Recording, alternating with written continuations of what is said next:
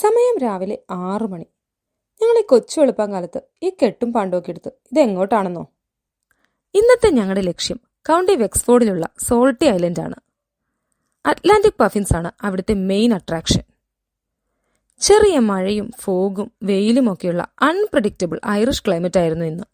കിൽമോർക്വേ ഹാർബറിൽ നിന്ന് 5 കിലോമീറ്റർ മാറിയാണ് സോൾട്ടി ഐലൻഡ്സ്.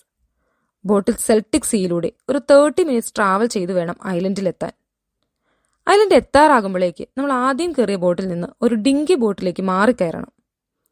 പിന്നെ ഒരു ചെറിയ ട്രക്കിംഗ് ആണ്.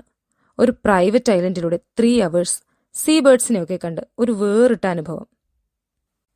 വളരെ റെയറായി കാണപ്പെടുന്ന ക്യൂട്ട് ബേർഡ്സ് ആണ് പഫിൻസ്. അവരുടെ ബ്രീഡിംഗ് ടൈം ആകുമ്പോഴാണ് അവർ ഐലൻഡിലേക്ക് എത്തുന്നത്. അറ്റ്ലാന്റിക് ഓഷ്യന് സമീപമുള്ള ഐലൻഡിലേക്കും ക്ലിഫ്സിലേക്കുമാണ് അവർ മെയിനായി വരുന്നത്. മുയലുകളുടെ മാളങ്ങളിലാണ് പഫിൻസ് മുട്ടയിടുന്നത്. 60 മീറ്റർ വരെ വെള്ളത്തിലേക്ക് പോയി ഫിഷിനെ ക്യാച്ച് ചെയ്യാനുള്ള കേപ്പബിലിറ്റിയാണ് ഇവർക്കുള്ളത്.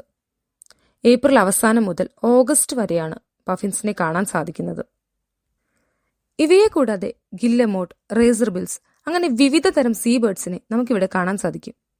എന്തായാലും ഫാമിലിയായിട്ട് കുറച്ചു നേരം സ്പെൻഡ് ചെയ്യാൻ പറ്റിയ ഒരു അടിപൊളി സ്പോട്ടാണ് കേട്ടോ ഇത്.